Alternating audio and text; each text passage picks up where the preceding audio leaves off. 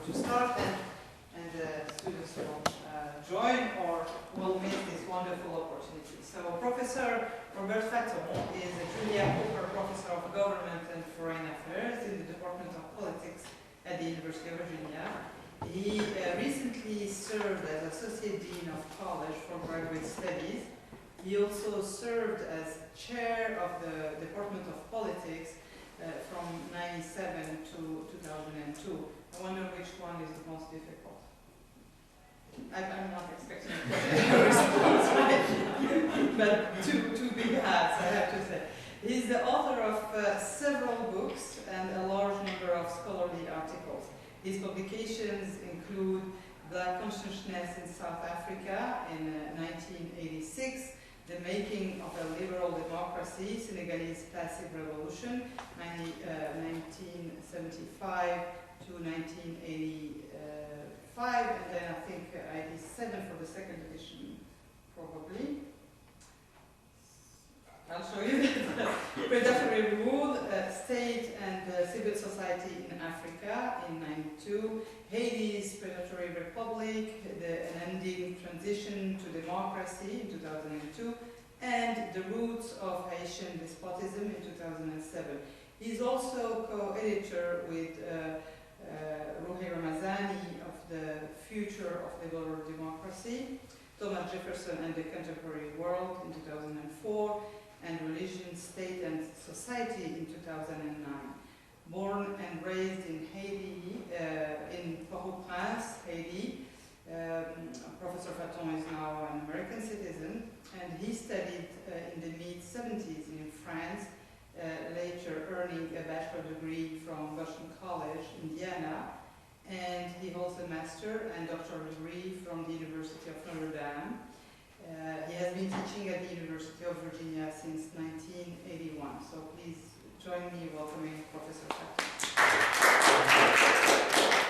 I was saying earlier that he was introducing him to I said he's a superstar, definitely among our stars, among the faculty. Thank you for coming. You're going to be disappointed. I have never been, so. So I don't know what to do. I had a paper. I don't know if I should read it or if I should just improvise. What do you prefer? Improvise. We don't want you to read a paper. We don't want you to read a paper. Yeah. So You can look at it sometime. Okay. And this is something that I presented already at the previous, there was a conference. Yeah, and it's going to be part of the volume. Yeah, so it's kind of a little bit to revise. And what I really tried to do in that paper is to look at Haiti, not in great detail, but to look at Haiti as what I call an outer periphery. And the idea of the outer periphery comes from look at the past 30 years of neoliberal policies in both sub-Saharan Africa and Haiti. And my argument is that those policies, the neoliberal policies, and I'll go into some detail about them, have really contributed to accentuate economic inequalities across nation and obviously between nations on a world scale. The neoliberal policies have also contributed to significant social polarization, even though you may have had economic growth in some areas of the world that have been previously rather underdeveloped, like in China or in India, and to some extent in Brazil. And if you look at theories of the world system within which I anchor my argument, in the 1970s, 1980s, the major theorists of the world system, people like Wallerstein and other people that you may never heard of, like Samuel Amin and others, have argued that the world system was really divided into three major categories. You had the core, you had the semi-periphery, and then you had the periphery. And the core was obviously the advanced industrialized nations, wealthy, technologically advanced, and the semi-periphery nations that were in between, that were in fact developing, and the periphery, what we used to call then the third world, or what we call now developing areas. And what I argue is that after 30 years of neoliberalism, what you have is another zone that has been created because of those policies, and this is the outer periphery. And the outer periphery is really at the very bottom of the production process, and I'll go into detail about that. Now, Haiti is a paradigmatic state of the outer periphery. It is extremely poor. Its political system is very unstable. It is totally dependent on the international community, and it has, for the past 30 or 35 years, really been forced under different regimes of the very different ideological persuasions to follow, essentially, the neoliberal policy. So when you look at Haiti, in the last 30 years or so, the state has really become increasingly weak. It used to be a very harsh, nasty state. Now the state really has very limited capacity to be even nasty if it wanted to, because it has to a large degree disintegrated. And that disintegration was clearly accelerated by the earthquake of 2010. And that earthquake destroyed the infrastructure. It's estimated that what was destroyed was of such magnitude that it represented something like 120% of the gross national product. And we had devastation in terms of the loss of human lives. Over 220,000 people died. Whatever infrastructure we had was also significantly undermined by the earthquake. And we lost some of the best bureaucrats in the country. I was talking about that this morning in my class, because the earthquake happened at 5 o'clock in the afternoon, and most bureaucrats in Haiti are long gone by 5 o'clock from their desk, if they ever show up. So only the committed ones, the good ones, were there. They all essentially died.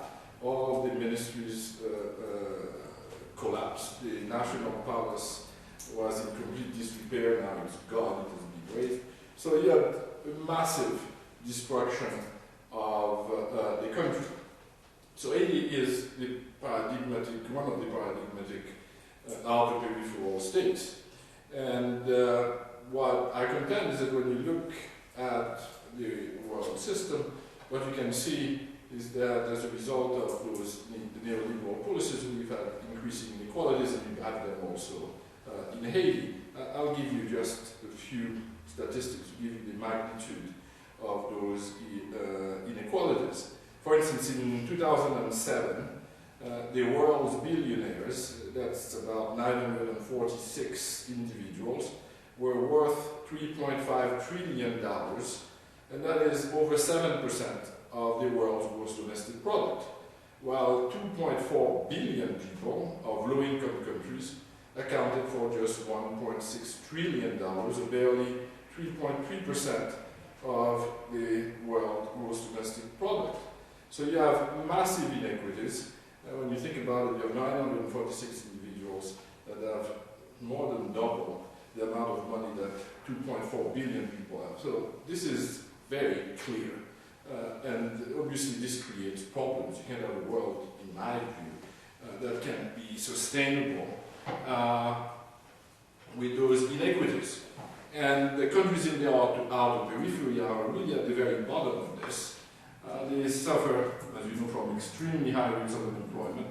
They have a vast informal sector, and the overwhelming majority of the population lives in abject poverty. But this again is very much Haiti, but it's also the Congo, Sierra Leone, etc. So the outer periphery, in my mind, has endured economic devastation, which is, in my mind, also brought about by neoliberalism, but it has also suffered the shocks and the aftershocks of politics, nature, and wars. And when you look at most countries in the outer periphery, I argue that they are in fact de facto trusteeship. They are occupied territories under the surveillance of foreign peacekeepers and under the control of the major international financial organizations, and to a large extent they are run not by the government itself, but by non-governmental organizations. And not surprisingly, when you look at those societies, the rulers of those societies have very little margin to maneuver. And they have to essentially negotiate their dependence. Or to put it more crudely, they have to negotiate their subservience to the international order. And depending on where you're located, that subservience will be stronger than in other areas, and depending also on the constellation of domestic power and whether you have some strategic position in the world system, etc. So this is part of it. The second part is the fact that all of those auto-peripheral states have what I call a simulacrum of democracy, and they have very limited sovereignty over their domestic policies, and they have very limited control over even the electoral process that exists in those nations. Most of them hold elections regularly, but virtually in all instances those elections tend to be fraudulent. The elections are, to a large degree, kind of a simulacrum in the sense that they present a facade of democracy, but they hide much more authoritarian features. In addition to that, if you look at the election in those countries, they are really not controlled by the local authorities. To a large extent, those elections are financed by abroad. The legitimacy of those elections is really very clearly something that the international community decides. You have NGOs that are in the business of looking at elections and telling you whether those elections are free and fair or not. My point is that in most instances, whether you have those NGOs or those so-called pro-democracy organizations, the elections are nonetheless fraudulent, period. And the person who gets elected is very much a person that the international community feels is best able to run the country. And that, again, as we shall see, this is a thing that is part of the Haitian political landscape. When you look also at the problems in terms of generating economic development, what you can see is that while those societies are really integrated in the world economy, that integration is very much a subordinated type of integration. And what I mean by that is that they really are societies where you have very little foreign investments, in spite of the fact that most of them, like in Haiti, call for a society that is open to business, as we say, as the government, as Martini says in Haiti. And you can find that phenomenon, in spite of the fact that you claim to be open for business, there are no foreign investments, except if you have petroleum, or except if you have some natural resources. And I'll quote from James Ferguson, when he writes about Africa, and he says the following, which I think is quite appropriate to define the typical auto-peripheral state. And this is what Ferguson says. Capital does not flow from New York to Angola's oil fields, or from London to Ghana's gold mines. It hops, neatly skipping over most of what lies in between. Second, where capital has been coming to Africa at all, it has largely been concentrated in spatially segregated, socially thinned, mineral extraction enclaves. Capital is globe hopping, not globe covering. So this is very much what you have also in Haiti. If you look at the map of Haiti, if you have mines, and we are at the beginning of mining firms in Haiti, because there is gold and silver, it goes there. You have export-oriented zones, that's where it goes. It does not cover the whole territory, it just has enclaves. So in spite of the fact that they are integrated into the world economy, that integration is in a very subordinate way, and it is not one that is in fact covering the whole territory. So you have that problem. Even if you accept the neoliberal regime, you are not going to get that type of capital investment. In addition, the neoliberal regime, which seeks to privatize your economy, which seeks to move the state out of the economy, and which tries to impose so-called market rationality, has, in my mind, contributed to the complete emasculation of the state. What you have in Haiti is really the disintegration of the state, not only because of bad governance, but also because of the very policies. The dominant state economies have been privatized. In addition, the type of foreign assistance that you get does not go to the state. It goes clearly to the to the NGOs, the non-governmental organizations. But in the process, the state becomes eviscerated. It no longer controls really its own territory. In addition to that, what you need to emphasize is that those policies have been in place for a fairly long period of time. In my mind, they have failed and failed miserably if you look at the situation in Haiti. Not only have they contributed to the evisceration of the state capacity is extremely weak, but they have also contributed to a crisis in the political system itself, and they have contributed to the incapacity of the Haitian government to govern effectively, even if you had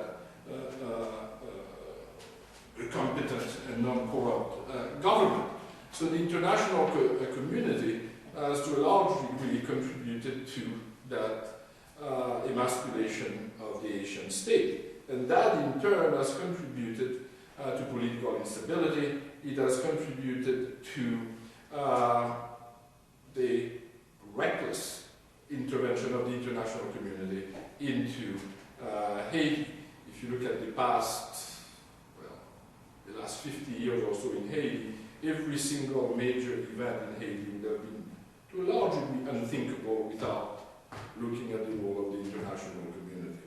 And the country has been occupied at least 2 times in the last 20 years by American troops, French troops, and then by the UN.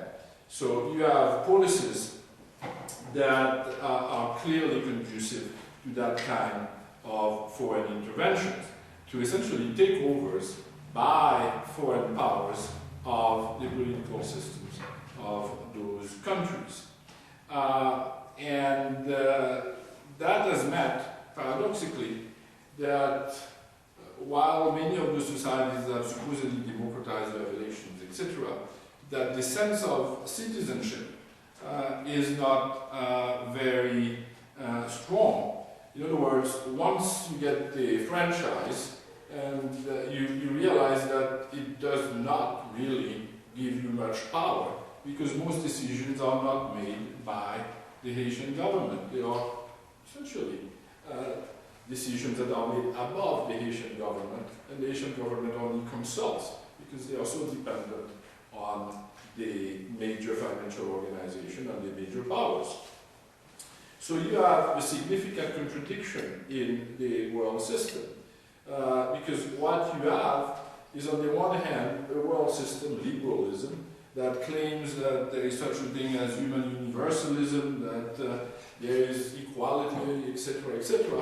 But when you look at the system, it is fundamentally different. It is polarized, it is unequal, and it leads to serious contradictions between the different parts of that world economy. Moreover, one of the things that explains further those contradictions is that the major industrialized nations have very strong states. And the stateless of those nations create boundaries, and they create certain interests. They are exclusive. And what that means, for instance, is that while you have the claim that we are in one village, one global village, and that globalization is nice and jolly, in reality you don't have that. Nation states are not just imagined communities, as some people claim, they are also exclusionary areas. And what is interesting is that in the history of the world system, nation states have been the major territorial space within which you've had claims of exclusive civilization. And what I mean by that is that up to the 1950s, nation states, in particular the industrialized states, and the colonial states for that matter, claimed that they were the center of civilization and that the other states were obviously backwards and that they needed to be civilized. So what you have in the world economy is the legacy of that division. And that means that even though after the period of the decolonization we claim that all human beings are allegedly equal, some are clearly more equal than others. And if you look at current international policies, you can see that. For instance, when we are talking about the international community, everyone talks about it, but it's basically the major powers, the countries that are sitting in the Security Council of the United Nations. And the international community, depending on the location of countries, literally gives itself the right to interfere. And you have all kinds of philosophies that defend that. You know, in the last few years, you have things like the right to protect. And the right to protect is an ideology that claims, well, those nations, they can't govern themselves because they are incompetent. We are going to intervene to supposedly help them to intervene, I mean, to change their ways. You also have the fact that there are uglier possibilities. I mean, the core nations give themselves the right to intervene militarily in the internal affairs of other countries. And they legitimize this because they claim that they represent the civilized states and that the other states are either so-called failed states or dysfunctional states or they are woke states. So you have a world where some nations literally decide what constitutes the so-called humanitarian emergency, what is meant by crimes against humanity, what is meant also by weapons of mass destruction, and what is meant by woke nation. And those are terms that are used continuously by the most powerful nations to essentially define enemies and friends and to legitimate whatever intervention they would that they would unleash on particular areas of the world. And Haiti is one of them. Then you have the reality also of, and this is paradoxical, that while we claim that we are in that global world where we are all in this together, we clearly have fundamental obstacles to any type of solidarity, and one of them is migration. Obviously, here what we have is really a very different world than the world of cosmopolitanism that many liberal scholars would like to see. In fact, when you look at a country like Haiti, you have essentially a cordon sanitaire. I mean, if you are a Haitian and you want to exit because of bad conditions, the United States has the right to pick you up on the high sea and return you to Haiti, and they've done that. Now, this is not just the United States doing anything. It is in fact something that the government of Haiti signed on, agreed to. And it is not just between, you know, a core nation and an outer peripheral nation like Haiti. Haiti has a similar kind of situation with the Dominican Republic. And this is where you see the difference between an outer periphery and the periphery. And the Dominican Republic now is acting very much like the core nation in Haiti. It used to be that a lot of poor Haitians would go to the Dominican Republic to find better jobs. Now what is happening is that you have now export-oriented zones that are created and that are to some extent financed by the Dominicans. So Haitian labor is used in Haiti itself, and it's not any labor, it's ultra cheap labor. So the Dominican Republic has kind of, that kind of core role in Haiti. Now, in order to justify all of those things, you need to have what some scholars have called a differentialist racism. And what is meant by that is that if you look at the colonial period, racism was very clear. I mean, it was a question of color, and some people were clearly in one part of the world and another part of the world, and if you're in a colony, there was white zones, and etc. Now, with the differentialist racism, you have a different thing. It's really about so-called difference among people. In other words, they cannot fit into the way of life of certain industrial nations. So, in other words, it's no longer race, although it's still there, but it is really the idea that patterns of migration should be stopped because people coming from elsewhere to the core nations are different. And you find that in Europe with people from North Africa, you find that in the United States, with Mexico, with Haitians, etc. So you have within the world system that kind of new ideology. And it generates significant tensions. It generates tensions for liberalism itself. Because the liberal discourse, you see, fuels aspiration that ultimately cannot be met within the existing parameters of the existing system. So if you want to have a better life and if you want to move elsewhere, it's extremely difficult now to do so. So the ideology itself is becoming increasingly undermined by its very claims. So what you have is that, in fact, capital can move everywhere. This is the world system. But people can't, except if you're part of a certain group of people. So this is one of the typical contradictions. And that is a problem that eventually, I think, will polarize further the world system. Now, this is not to say that people are not resisting that type of world economy, but when they do, they are usually very quickly disciplined by the major powers and by their local elite. If you look at Haiti, at least in the very first, the first regime of Aristide, there was at that point, I'm talking about 91, before he was overthrown 7 months afterwards, there was a feeling that Haiti could change and that the country could in fact be moving in a more progressive direction. So there was a challenge, if you wish, not only to the local system, but also in some ways to the international constellation of power. And that, as we know, failed and failed miserably. Aristide was overthrown by the military. Aristide has his own problems too.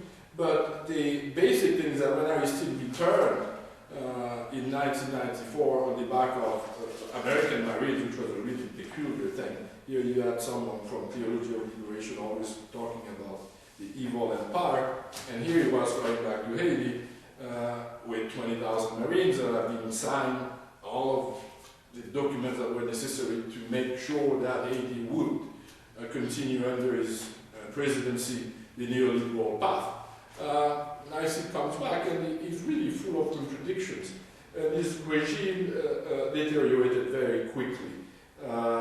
And we can go into that in more detail. But suffice it to say that when you have the possibility of some really radical change, it's very difficult to sustain, not only because of local power structures, but also because of the international structures.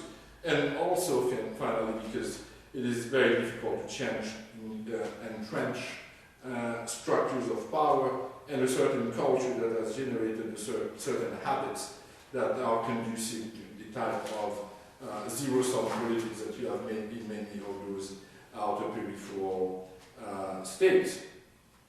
So what happens in Haiti once the Aristide period falls apart is really the occupation of the country by foreign forces, by the UN, initially by the French and the Americans, and eventually the United Nations set shop in Haiti and has remained there. So the sovereignty of the country is, for all practical purposes, very circumscribed.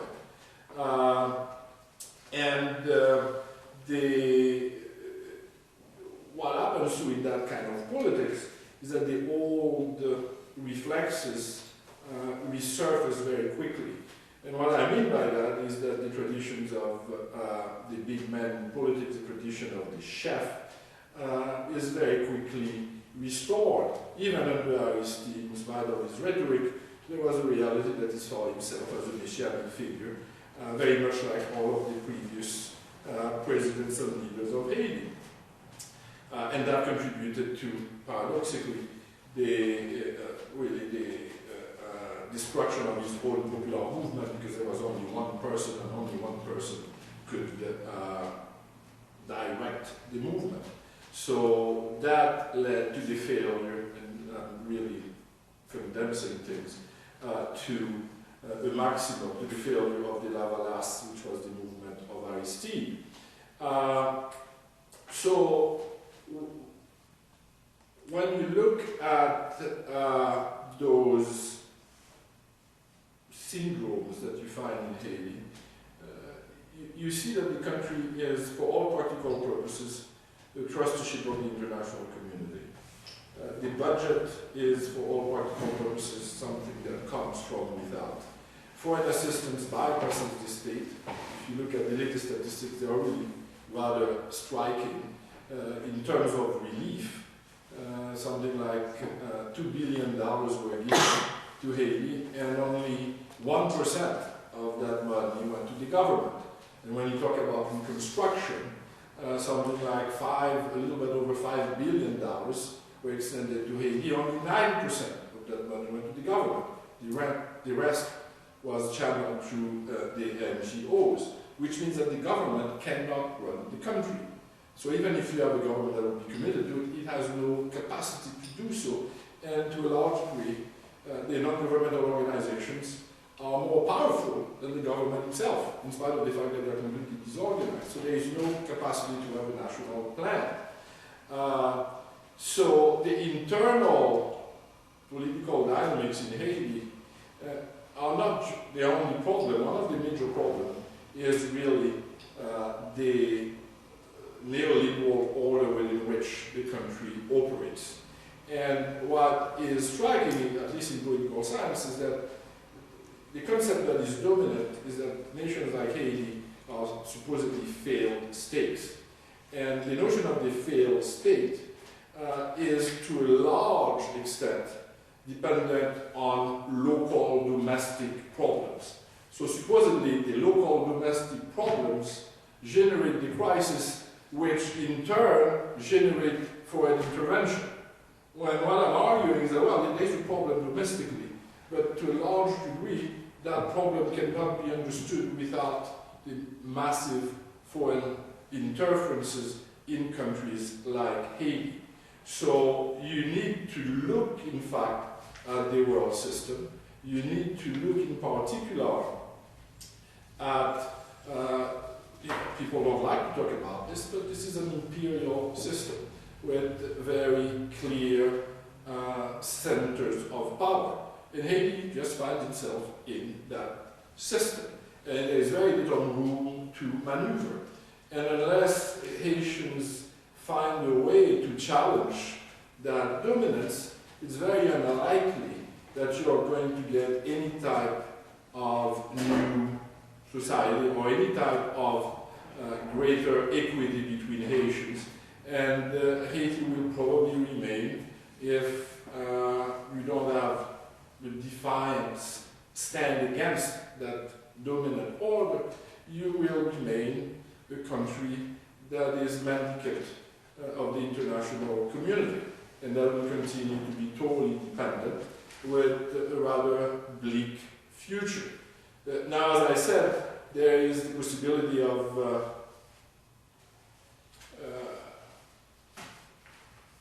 silver lining in Haiti, because in the last few years, minerals have been discovered. I mean, the possibility of petroleum, but you have, in the last few years, Canadian and American companies that are, in fact, exploring the the country, and the estimates are $20 billion, and the question is whether the country can benefit from that bonanza. And that is highly unlikely to, because the agreements that have been made between the government and the companies are completely obscure. There is no transparency, and what we have heard is that 15% of the country, particularly in the north of the country, have been to a large degree given to those companies so they can explore the subsoil. The problem with that is that the Haitian government has no clue as to what is in fact under its own soil. They don't have the means to discover that. The other problem is that the taxation that exists in Haiti is 2.5%, which is really one of the lowest, if not the lowest, in the world. And you have a government that is incapable of regulating the industry. So not only it would be very difficult to regulate what is under your soil, you don't know what it is, because the companies have more knowledge than you do. But it's also extremely difficult to consider how the government could, even if it wanted to, impose environmental constraints and patterns of taxation that would in fact mean that a significant portion of the revenues would stay in the country. So again, you have the problem of the enclave economy. It might be a different enclave than the type that has traditionally characterized Haiti, which is one really of export-oriented governments, that type of stuff. And one of the tragedies of the post-earthquake period is that the old policies that were fundamentally anchored into that kind of export-oriented zone have not changed. The largest investment, it's not really an investment because it's essentially American taxpayers, the Inter-American Bank and the World Bank have invested something like $250 million into a major export-oriented zone in the north of the country, which is called Caracol. The problem with that is that it is fundamentally dependent on ultra-cheap labor. And if it works, at best you may get 50,000 jobs. And what would happen is that the periphery of that zone would become a slum, because you would have people who would flock to it to find jobs. And that's exactly what happened in Port-au-Prince under Jean-Claude Duvalier, where there was an export-oriented zone next to the airport, and something like, at best, that created 200,000 jobs, very poorly paid. And the countryside moved into the urban centers, and that in turn generated a complete neglect of agricultural production and has created a crisis in terms of food security. And that's what you're going to get in the north.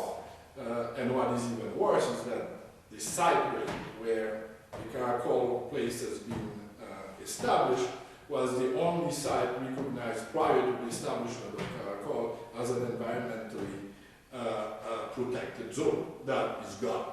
And there were peasants there, the soil was fertile, the peasants were 400 families, they were told, we are taking your land, you get some compensation, and they got some compensation. So that again is an indication of that kind of neoliberal order which confines countries like Haiti to the very bottom. I'll stop here. Thank you very much.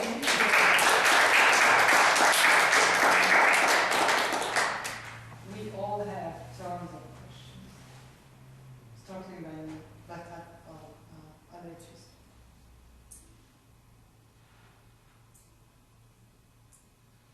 Okay, I have a question. So, thank you for your talk. Every now and then in the news I hear about the possibility that France might, Haitians would like France to pay back a portion of the indemnity that France forced Haiti to pay in the 19th century in exchange for independence. Do you think there's any possibility that will ever happen? And if it did happen, do you think it would help Haiti? I doubt that it will happen. It's very funny because that was under Aristide, the second government of Aristide. It was going all over the country, saying that the French owed $22 billion or something. So the French were very clever. Decided that they would have a commission. And the commission was headed by none other than the former a real left-wing guy, Régis Debray. So they picked him for a purpose.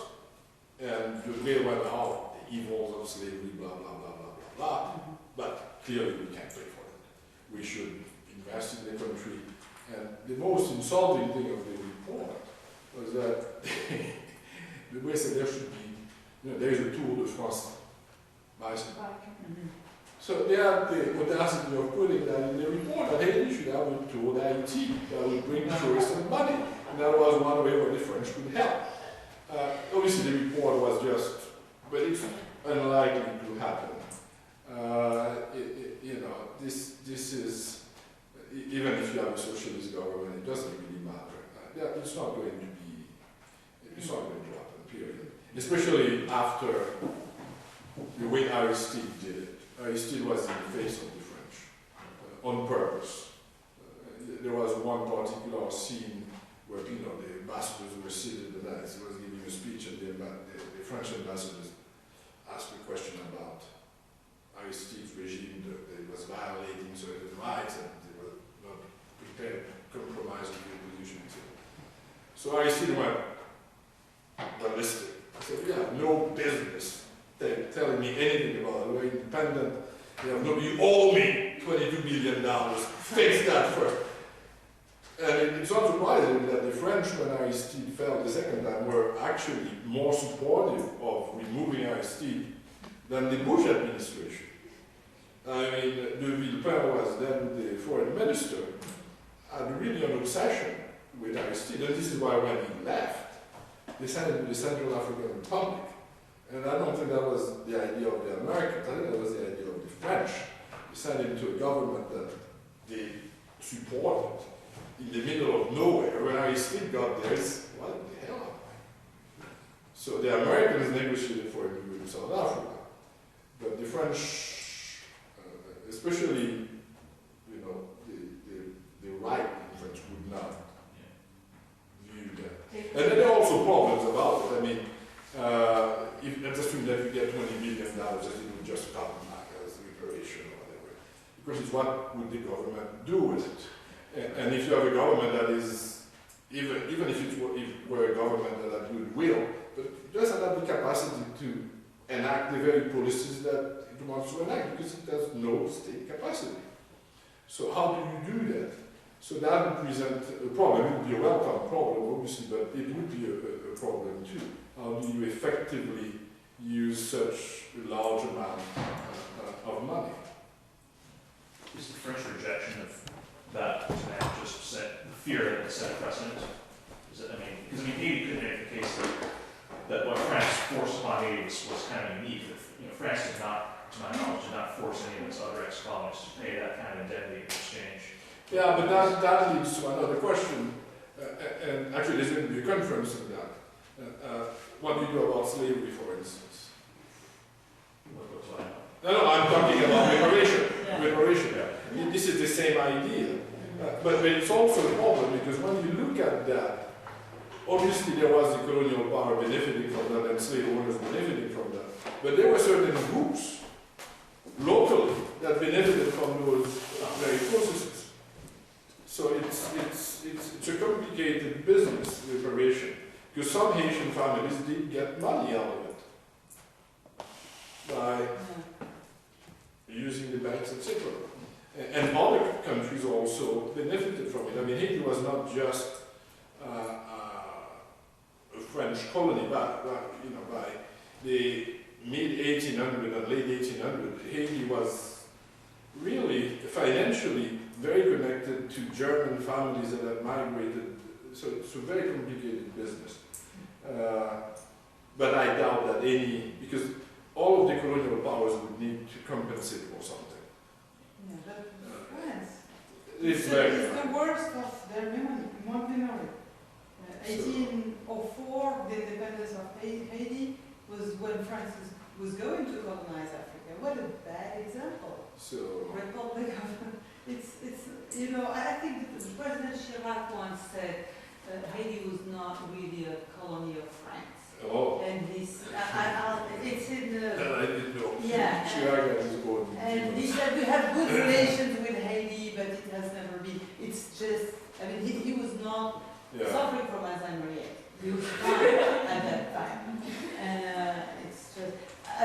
French continue confusing Haiti and Tahiti. Yeah. You know, there are things that it's borrowed from the national memory. It will never be. What is interesting though is that Sarkozy, when he was president, he visited Haiti. And when the Americans moved in with the military and occupied essentially the country as a result of the earthquake, and that was really relief, the French went berserk. They said, "How dare you do that? You're the imperial power!" Because the Frenchmen could not land for 2 or 3 days. And they were enraged. And very quickly that changed. But the reflex of the French is the French are peculiar in terms of their colonial. They are not the unique. They are not like the British. They are not like the Spanish, the Portuguese. The French have a very interesting way of putting things into context. I mean, the relation with Algeria is another one where it is really full of, you know, the president goes, "We are sorry, but we are not sorry. Really, we are sorry, but we are not really sorry." It's all fine. I'm not sorry. It's like Sarkozy going to West Africa and saying, "Well, you know, we are here to civilize you." I mean, even in the 21st century, even if you believe that, you said things. So I just have a question about what your opinion is on like other outer periphery states that are considered rogue, I guess. Do you think it's better for them to isolate themselves like economically and politically and kind of shut themselves off from the world global trade system or whatever? But you can't do that even if you wanted to. You're not going to be able to do it, Right. especially if you have natural resources. Forget it. Right. The question is how do you negotiate independence and what can you extricate in terms of a better deal. I don't think small countries like Haiti have much more in terms of, I don't think they can do much more than that. But there are certain things that you certainly can try to do. I mean, for instance, but again, you are running into a catch-22 situation. The government is weak. It doesn't have the institutions. That invites all kinds of problems because you can't control what goes on into your territory. So how do you control, you know, for instance, mining in your country? It's very difficult. So it's not clear. I mean, I have no solution to that. I'm kind of in despair. Now, that doesn't mean that something cannot happen and that will drastically change that. I don't see it coming, but it's not impossible. And some of the major changes in the world have happened when people didn't think that it could happen. And when you look at, for instance, the end of the Cold War, the fall of the Berlin Wall, no one expected that to happen like that. I mean, if you talk to all of the experts, quote unquote, of Eastern Europe, if you had asked them 6 months before the fall of the Berlin Wall whether that was happening, they would tell you, "You're crazy." So, in other words, that social scientists are not very good at predicting what is going to happen. It's very complicated to know. But there are certain things that you can do locally that, so they don't invite the type of outright foreign interference in your own affairs. You know, more responsible political leaders. But how do you get more responsible political leaders? When elections are very fraudulent and when elections are really organized by external powers, it's complicated. And people who might have a very different type of vision for a country find themselves marginalized because it doesn't coincide with the vision of the major international financial organizations. So you do have problems. But it's a problem that is going to be, I think, increasingly, not just for countries like Haiti, but for almost, you know, industrialized societies. I mean, if you look, for instance, at what happened in Cyprus, this is fascinating to me, because the type of demands that the European community and the IMF made on Cyprus, those are the type of things that continuously do on the third world. You do that, period, or else. The third world nations, they try to maneuver, but they can't do much. In Cyprus, they said no to the idea that they were going to be tax 10%, not tax, and they're just taking to take 10% of their savings, just like that, so that they could reinvigorate the banking system and prevent the fiscal crisis from exploding. So I think this is something that is going to be increasingly global, and people are going to find out the problems that are actually being faced in nations like Haiti, that this is something that there's going to be a contagion. And I think if you look also, globalization also has, it may generate growth, but it's so unequal that I don't think it's sustainable in the long term. I just don't see it. And it creates also potential conflicts over natural resources. It generates also military instability on the global scale. The nations that have nuclear weapons don't want the nuclear weapons to proliferate. And the question is, how in the heck can you tell people you shouldn't have those weapons when you have tons of them? I mean, it's sheer hypocrisy. It's not sustainable. You can call them war, you can call them mad, and some of them are really bizarre. When you look at the great leader of North Korea, you're not worried. But who in the heck is the United States or Russia or China or the French or the British who tell, no. Those are not weapons for you because, you're like kids. You should play with them. We can play with those because we are adults and we know how to deal with it. This is not sustainable. So, all of those predictions, I think, are going to pop up. And you can't go to war every time a middle-sized nation has a nuclear weapon. I think we can continue. Eating and talking. I put it down. We can do both. You're going to do something. You know more than I do. You find the news more. I don't know about you. No, I have a question about the poverty strategy and how I'm going to make an example out of that. Because I know that the correction council was very controversial for good reason, because it's the only thing happening that huge dam there, I forgot what it's called. Anyway, they moved lots of people away to build that dam, and for what? Because essentially it's not right, it's a waste of space. They got all these people. Yeah. But at the same time, I guess we do have to capitalize on what Haiti does have, and unfortunately that is the efficient labor, which, if you look back and think about the other developed countries, they went through a period of industrialization too, in which unfortunately they had a really cheap labor, and they had slums and all of that. So I guess my question for you is, like, how does one get out of the poverty trap, especially in this world where you have the correlations that are state involved? Yeah. I don't think there's no easy solution. I would argue, at least in the case of Haiti, that whether you like it or not, you're going to get things like our government. On the other hand, what I would argue is that the government should not take its scarce resources to fund those areas. The scarce resources that Haiti has and the bulk of foreign assistance should go to the rural sector. And when I say that, many economists say, well, you can't do that. The land in Haiti is in bad shape. This is kind of a backward-looking type of vision. And my argument is that about 60% of the population of Haiti still lives in the countryside. And that when you're talking about concentrating resources on agriculture, the rural sector, that doesn't mean that you are going to just have money going to peasants. That's not the case. Because you need to create roads to get there.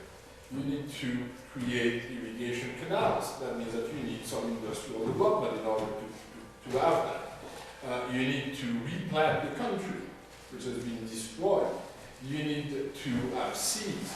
All of those things are not antagonistic to having some form of industrial development. But when you have very scarce resources and you spend the bulk of it on poor West and on export-oriented zones, I think it's crazy. And the problem with those export-oriented zones is, and this is where previous cases show you that Haiti and many other countries cannot replicate their trajectory. So if you look at countries like Taiwan, countries like South Korea, yes, they had export-oriented, but they had significant land reform which we haven't had in Haiti. Initially, agriculture was in fact privileged in terms of taxes, in terms of creating savings, etc. And at that time, the United States and the major European powers and the World Bank were not telling Taiwan and South Korea, you shouldn't do that. We are told you should not do that. The crisis of agriculture, to a large degree, is not just bad governance in Haiti, it's also external policies that have been imposed on the country. You know, I mean, the celebrated case is obviously the rice. But it's not just the rice, you have the case also of pigs. This is one of the greatest failures in foreign assistance ever. You know, in the 1980s, there was the Haitian pig that resisted to anything and everything, ate whatever it was there. And you know, Haitian pig, that was a black pig. And then the American, because there was some disease in the pig population, so they decided, what are we going to do? We are going to destroy the population of Haitian pigs because they could spread the disease, and we are going to have the American pig. So they had pilot projects, and obviously that worked. So you had the pink, you know, fat pig coming to Haiti. But the problem with the pilot project is that the pig consumed more than we paid it. It was not sustainable. So ultimately that was a fiasco. So what did they do? Well, we're introducing kind of the pig like the previous pig, which is nonsense. But the rice is another thing. You know, you open up your economy, which is rather paradoxical. I mean, we import a lot of American rice. The American rice is subsidized. Yeah. So it's very cheap in Haiti. So what does it do? It destroys the local production. So what happens to those basics? They are out of job. And Laos, which is the main area, is falling apart. And those are policies. You talk to economists of the World Bank and the IMF, tell you Haiti has no future in food production. There's no future at all. So, which is crazy to me. So I just don't get it, because if you were to invest, Haiti could in fact be sustainable. The question is that you need to change the policies. You need to impose tariffs. You need to protect, at least for the medium term, and you need to have a transition where you're transitioning from Haitian rice to American, from American rice to Haitian rice, which is complicated because. Well, you need infrastructure too. So, yeah, you need markets. I never understood was that why didn't USAID or any of the NGOs get involved in infrastructure, or not infrastructure, but just simple road building? Well, roads have been built in Haiti very quickly. That's true. For instance, the so-called National 1, all of the nationals. I'm 58, and they've been built at least one in the 60s, 70s, 80s, 90s, and they've been rebuilt 5 times. They were very, very poorly. Yeah. And the other problem is that the government doesn't have the capacity to fix them when there are problems. So, whenever you have potholes, rain, things like that. Yeah. So it seems like the policies are lose-lose situation for everyone. How can they? Not lose for everyone. No. Some people benefit from this. But I feel like they're wasting their. I feel like for an alien, for example, if it's not going to benefit the population, But the foreign money, I mean, foreign assistance, whether it's American, whether it's French, whether it's any country, is not really foreign assistance. It's assistance to your own industry to a large degree and to your strategic interest. You know, no country will emerge from underdevelopment because of foreign assistance. No. There's no interest in changing the system. Not necessarily. I'm not saying that. I'm saying that I don't see it. That doesn't mean that it's not there and that there are not forces that may emerge and change certain things. But it's very difficult. I mean, if you look, for instance, at the relief effort in Haiti, those are statistics provided by the Special Envoy of the UN. 1% of the government, 1% of over $2 billion went to the Haitian government for relief. Most of the money came back to the United States. I mean, a huge part of the transaction was never left, because it was from one department to another, the Defense Department to, well, yeah, because you had to pay. Who's going to pay for the 20,000 Marines? Who's going to be paid for the planes coming? Who's going to pay for all of them? And the American. But that's part of relief, so it never goes. It goes back. So and this is kind of, so don't expect foreign assistance to change the country. It may help when, in certain respects, I mean, if they build roads, if you build infrastructure and you keep it up, then okay, you have something. But usually it doesn't go there. It goes for other purposes. That's, but you know, no one should blame the French or the Americans for serving their own self-interest. It's up to Haitians to decide. Well, how do you want it? In what terms? I don't think people should blame anyone for that. I mean, it's Or everyone. and the other thing is that some people benefit. Yeah. I mean, even in a country that is as poor as Haiti, some people are doing very well. And extremely well. And I come from the group which is doing extremely well, and they are very happy. You know, and they are entrenched in Haiti. Because they have houses now in the Dominican Republic, in Miami, so, you know, some people are doing well, very well. That's my problem. It's just, but in 20 years, why are they going to replay it racially? I thought it was not going to be a issue. Well, you're looking at it from a very different perspective. I mean, the question is not what are they going to leave to their grandchildren. Well, the question is really exactly that, my grandchildren. That's different than Haiti as a whole. That's very different. But there is no civic virtue in the top groups in Haiti. That doesn't exist. It really does not. And I know because I'm part of it. You know, you won't pay taxes. And you say, well, I'm not paying taxes because the government is corrupt, so why the hell should I pay taxes? And then you say the government is not doing anything. The roads are in bad shape, there is no water, there is no electricity. How can the government do something if he doesn't know? The same time, the government is corrupt, we all know that. But it really has no material basis to do very much. So you're in a real situation. So what happens is that people who have money, what do?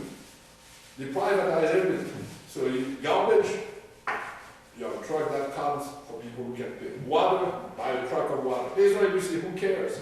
You have your own kind of electrical system that will, you know. So security is not good. You have walls, you have private security. The roads are not good. What do? You buy the big, fat Toyota that buff and you run the country and you go to the beach. That's the reality. And poor people remain poor. And the people, you know, who tried to change that were, to a large degree, part of the problem too. Because if you look at the Lavalas group, very quickly, they use this to enrich themselves. You know, and who's going to blame them? They come from the lower middle class, they don't have a job, they are in government, they don't know how long they are going to be there, they know a coup is looming. What do?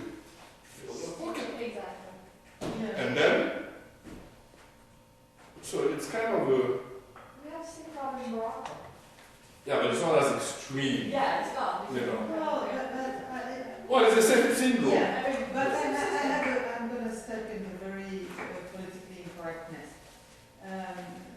After more than 20 years talking with my friends from the French islands and Guadeloupe, Martinique, etc., I came to a very scary conclusion to think that Haiti was the scarecrow of the region. You know, everyone you talk to, you know, for Martinique, for instance, or Guadeloupe, that is more vivid, maybe. When you see this suffering they have, you know, their discomfort with the metropole, with the racism, etc. You know, very naively, when I was a student, I said, well, guys, get your independence if you hate France. I said, immediately, we don't want to be like Haiti. So I heard that over and over and over. One day with my students who were reading a history book, and a very provocative and interesting one, and it was talking about this lost memory and Haiti disappeared from the picture, etc. And the French ambassador was coming. And I bet with my students, I said, you know, if you talk about what's going on now in Martinique, it was riots in Martinique, and I said, I cannot guess he will talk about it. And he did. We were thrilled. We were laughing inside. He said, well, you know, of course there are problems in Martinique and Guadeloupe, but you know, there are other countries that are less happy in the region. Look at Haiti, my students. Oh, so don't you think that it's not far from conspiracy what I'm saying here? The camera is still going, whoa, bad. We'll cut this part.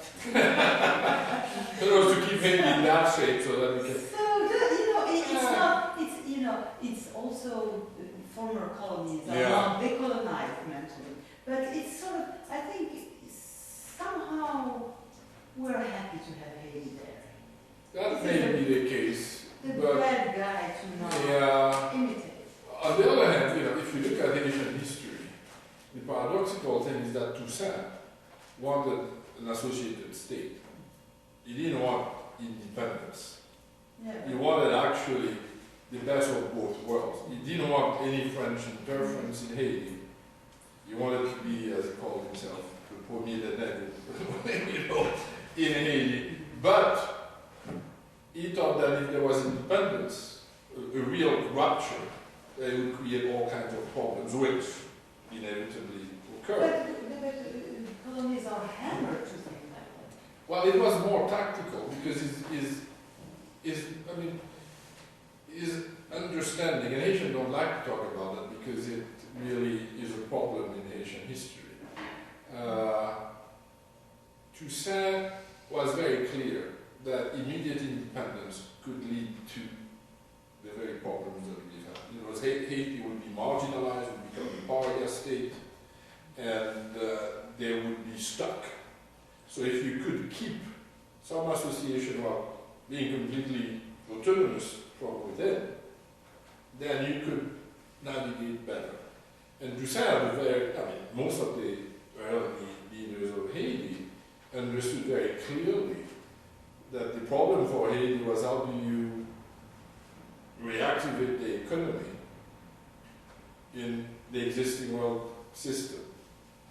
And the only thing that you could do was sugar. And if you wanted to have sugar plantation, what would you need to do? You need to have forced labor or reintroduce slavery. So some of those leaders entertained those ideas. I mean, Toussaint actually thought for a short while, we don't know what would have happened if he had not been kidnapped by the French,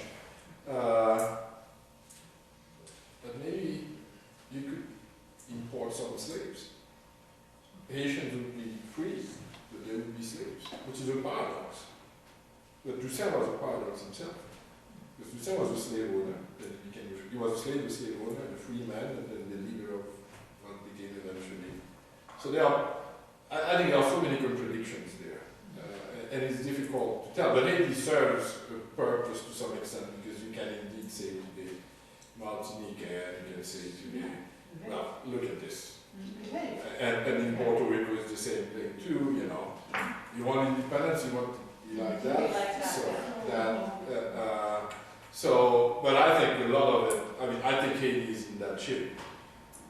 to a large extent, because not only of foreign interference, but also because of our own rulers and the very deep divisions, class divisions and race divisions that exist in Haiti. So Do you think there the is a certain slaves? complicity. Sorry? Do you think the slaves would have made a big difference?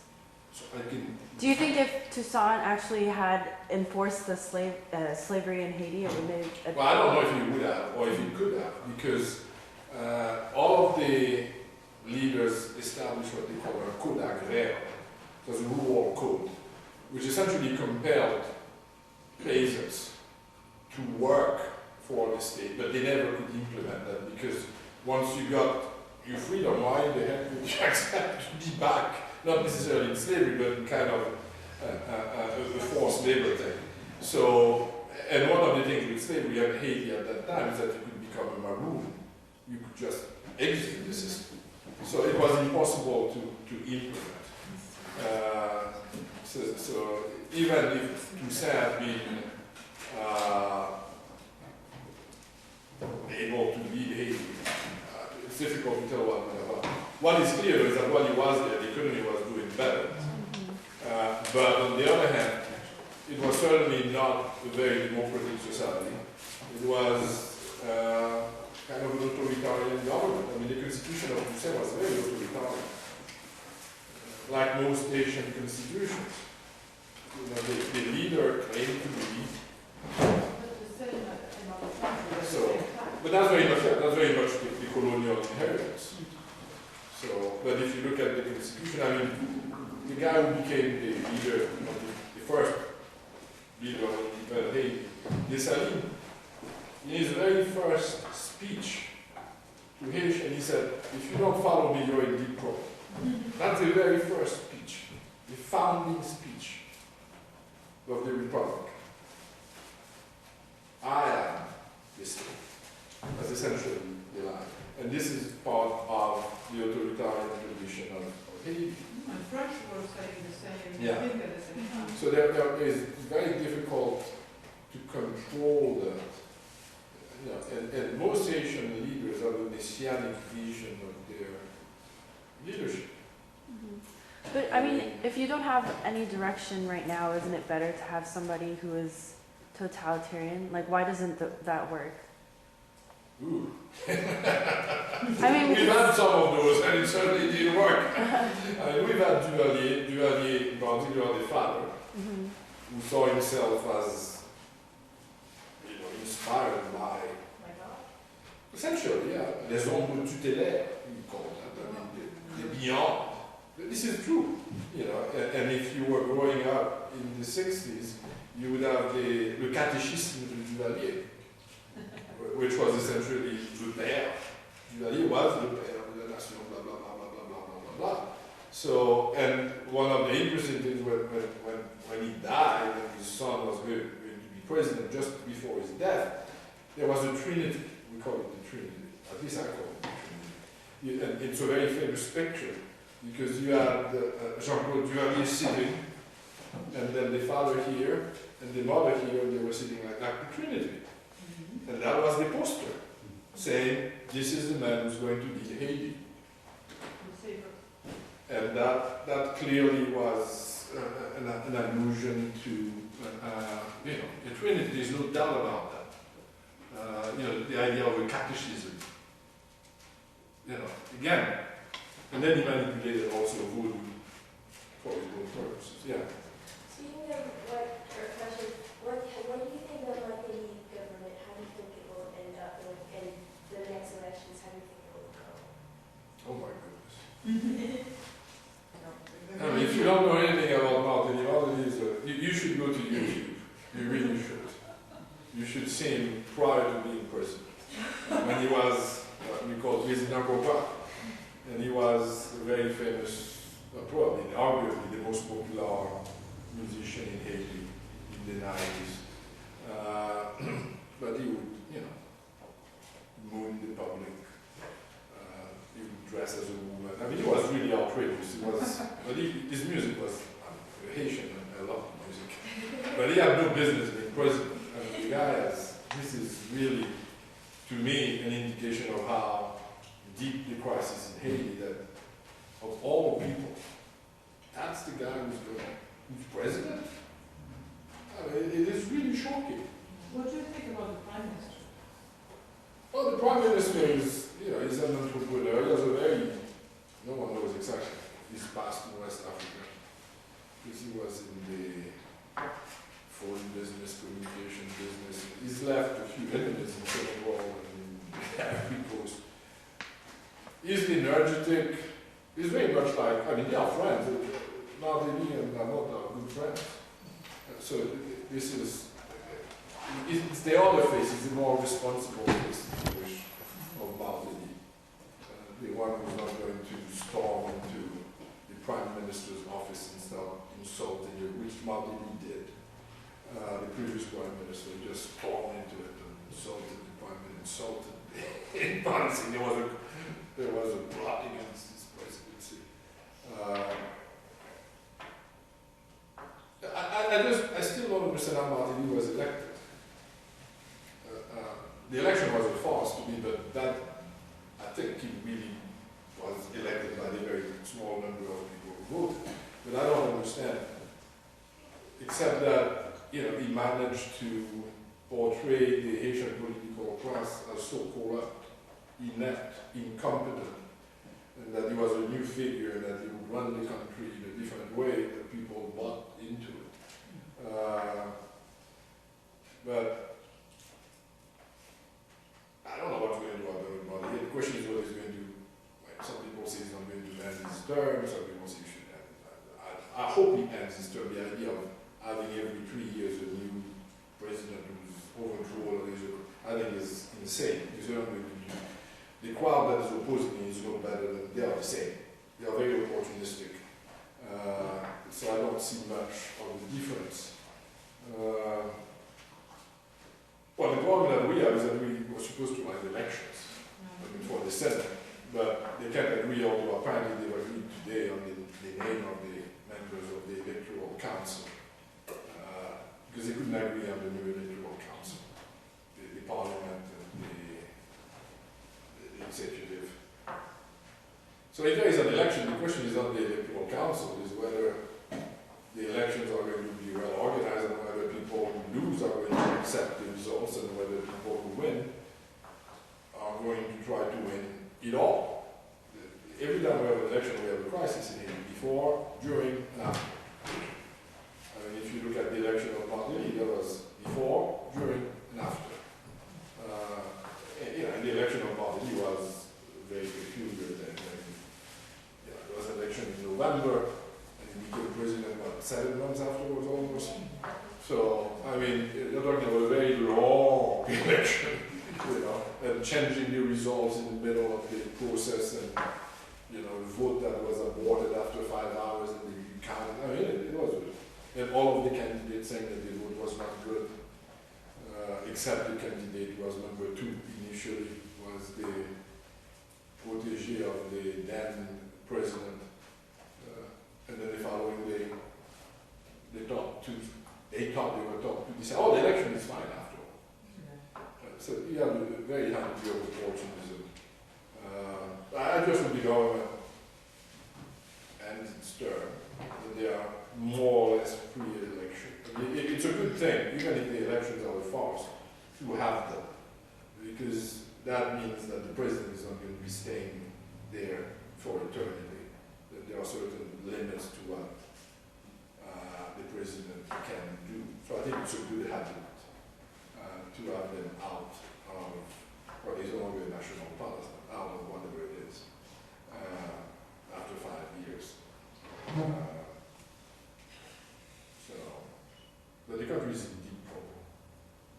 Deep trouble. Yeah.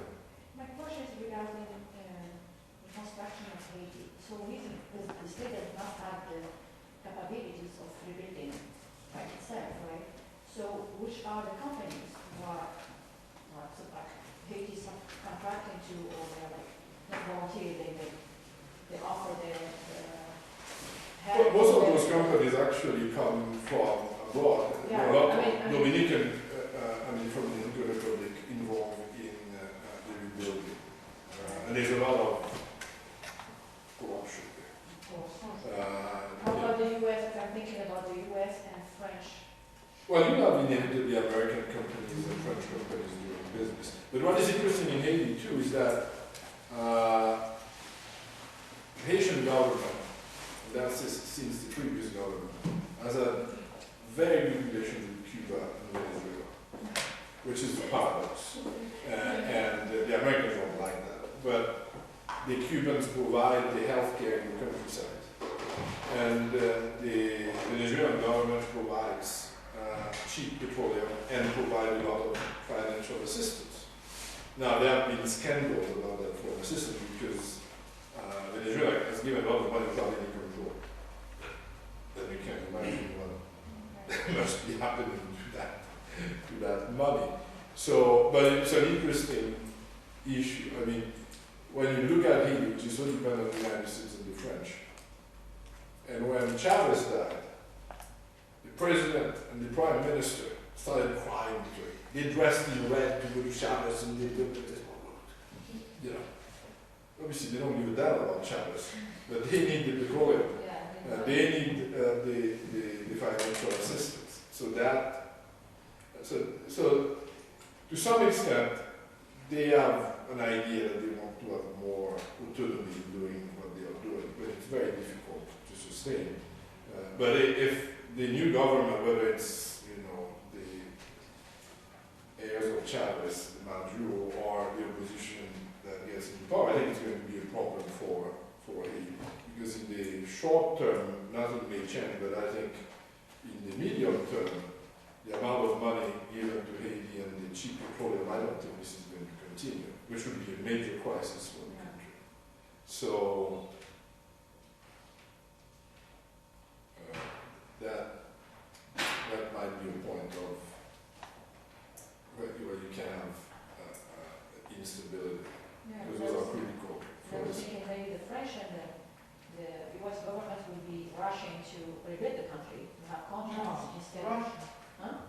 Well, the thing is that one of the problems, as I was saying in that presentation, is that foreign investment is not rushing into Haiti at all. It's very limited. Haiti is peaked here. I mean, for instance, when you read the Haitian newspapers, if there is a Best Western, that has 100 rooms at best, not even that one has 100 rooms, they have 45 rooms. Big news. Capital investments! Development! I mean, the thing is, the Best Western, like here, what you see, it's not bigger than that.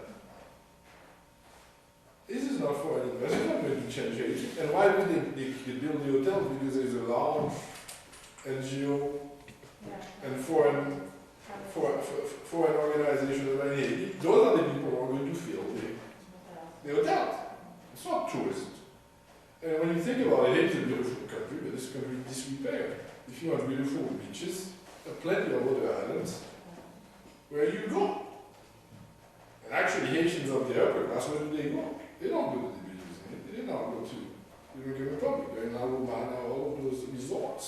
Well, some crews stop in the La Padilla. in La Tortue, but they don't say it's Haiti. No, it's not that. And it's completely separated from the rest of the country. So again, it's a kind of enclave. So I don't think tourism is going to be the solution. If you want to invest, there's no electricity.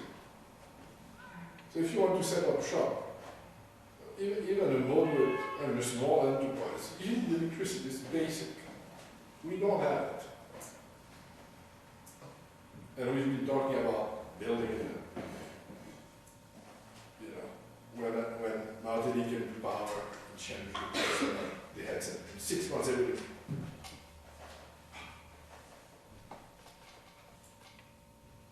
Sad. You have a question? I feel like this being a conversation afterwards at this point, but I feel like when you talk about developing countries, especially with natural resources,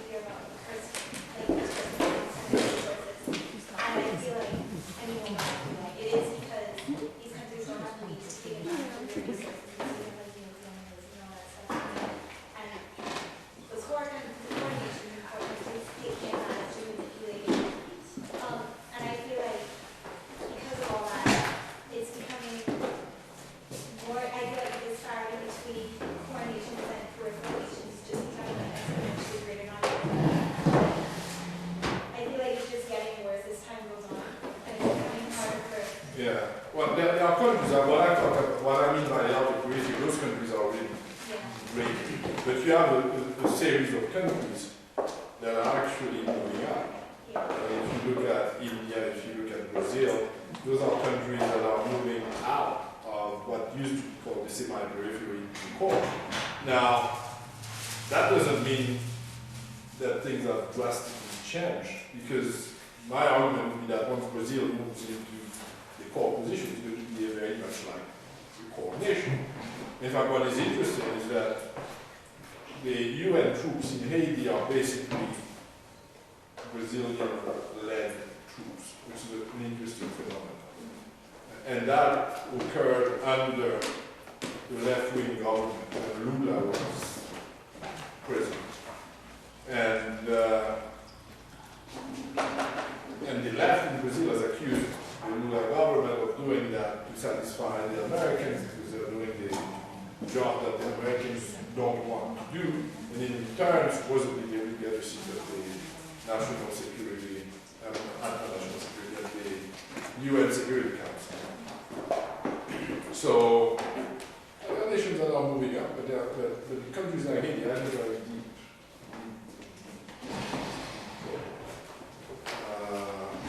And you may have economic growth, but that doesn't mean that the inequities in the system are going to disappear, or that the polarization in the system is not going to be actually accentuated. And one of the interesting things, that if you look at inequalities, which tended to be reduced in advanced industrialized societies, they are moving in the opposite direction. If you look at the United States now is as unequal as it was in the 1920s, and moving fast in getting beyond that. So one of the questions that you have to ask is whether what existed between the 1950s and the late 70s and early 90s was exceptional, and that most countries actually are going to be looking very much like the rest of the world, very unequal and very polarized. In other words, the middle class is shrinking, and you have 5% doing extremely well, and the rest moving gradually out of its status as middle class, so looking more like a developing nation. But that, I mean, the United States is moving in that direction, and they don't stop. Oh, thank you very much. We could keep you talking. Thank you to really fantastic. Thank you very much.